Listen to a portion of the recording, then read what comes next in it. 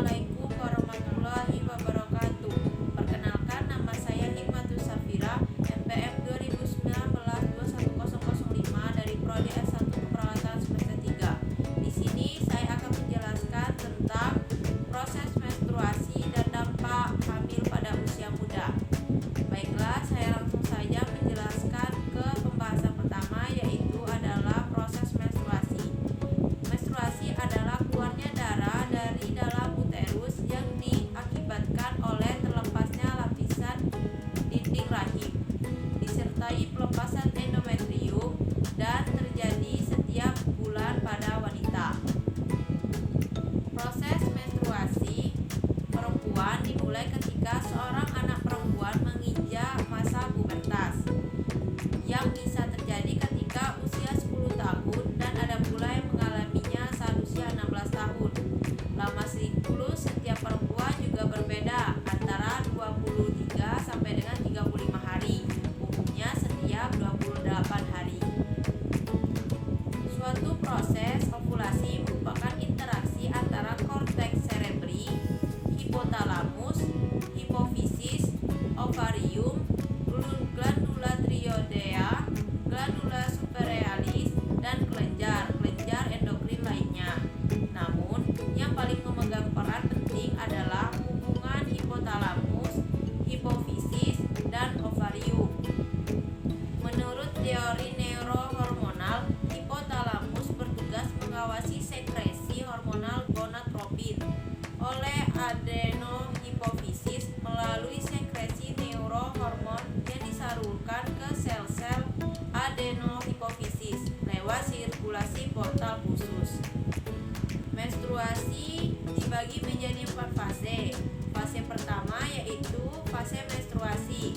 Alasan mengapa timbul kram atau nyeri haid pada beberapa hari pertama haid adalah karena lapisan dinding rahim mengalami proses peluruhan. Proses peluruhan tersebut membuat rahim yang merupakan jaringan otot berkontraksi atau mengecang. Fase yang kedua yaitu fase folikuler.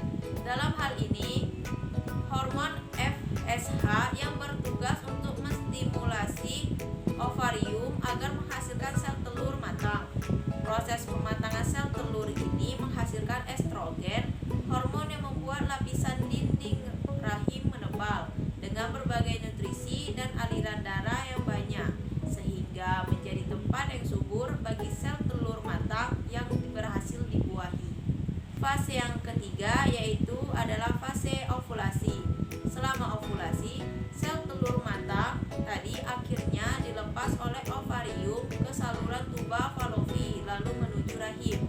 Sel telur ini hanya dapat bertahan hidup selama 12 sampai dengan 24 jam saja. Pada waktu ini, sel telur bisa dibuahi oleh sperma ataupun juga tidak. Fase yang keempat yaitu fase luteal.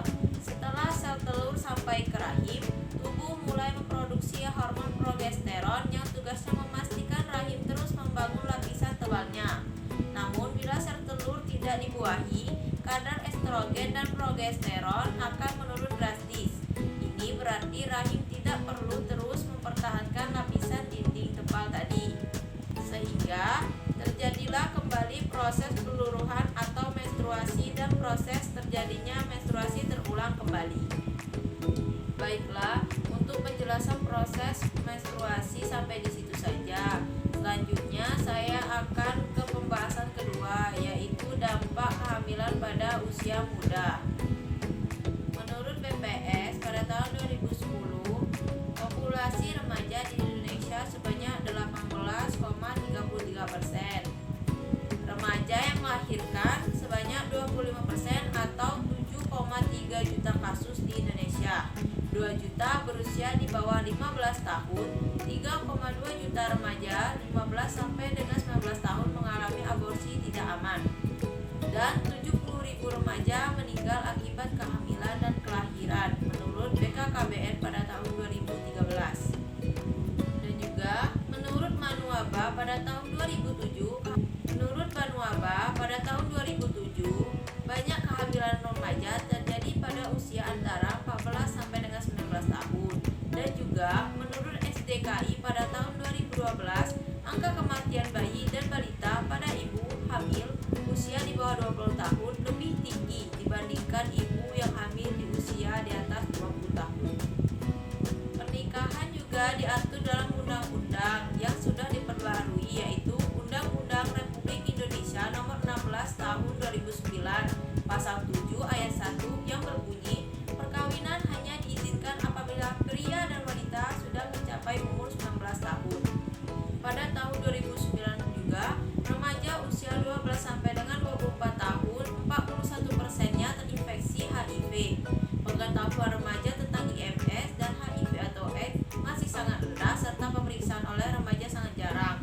Mungkin dikarenakan karena biaya yang mahal atau karena takut periksa ke dokter.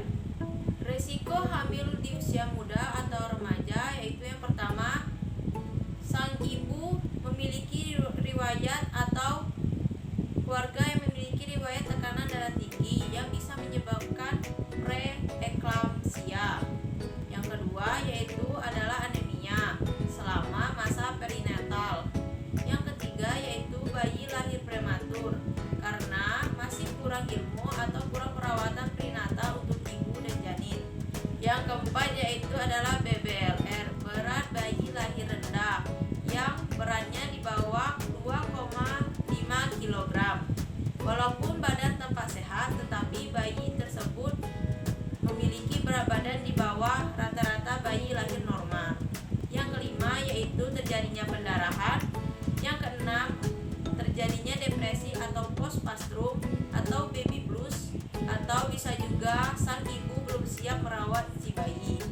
Yang ketujuh yaitu ketidakstabilan ekonomi atau memiliki ekonomi yang kurang mampu.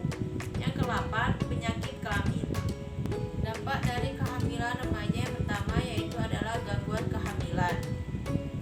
Dampak dari kehamilan pada usia muda yaitu yang pertama adalah gangguan kehamilan. Gangguan kehamilan dimaksud yaitu adalah depresi, kurangnya perawatan prenatal, mengalami darah tinggi, mengalami anemia, dan juga bayi bisa lahir dalam keadaan prematur. Dampak dari kehamilan muda atau pada remaja yang kedua yaitu adalah gangguan persalinan. Yang ketiga yaitu adalah kanker mamae. Dampak yang keempat yaitu adalah penyakit menular seksual atau PMS, menjadi aktif seksual di usia dini. Mukosa pada alat genital pada remaja belum siap untuk aktivitas seksual. Resiko HPV dan hepatitis B. Yang kelima yaitu adalah masalah kesehatan mental karena malu dan dikucilkan dari pergaulan, terhambat meraih cita-cita, dan bisa jadi risiko aborsi. Remaja menjadi labil atau masih labil, dan juga risiko KDRT pada anak tinggi. Yang keenam dan yang terakhir yaitu adalah dampak sosial ekonomi.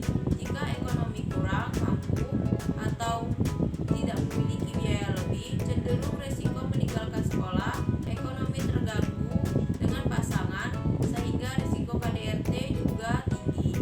Baiklah, sekian penjelasan dari saya. Mohon maaf jika memiliki banyak kesalahan kata dan banyak kekurangan. Mohon maaf, saya akhiri dengan wassalamualaikum warahmatullahi wabarakatuh.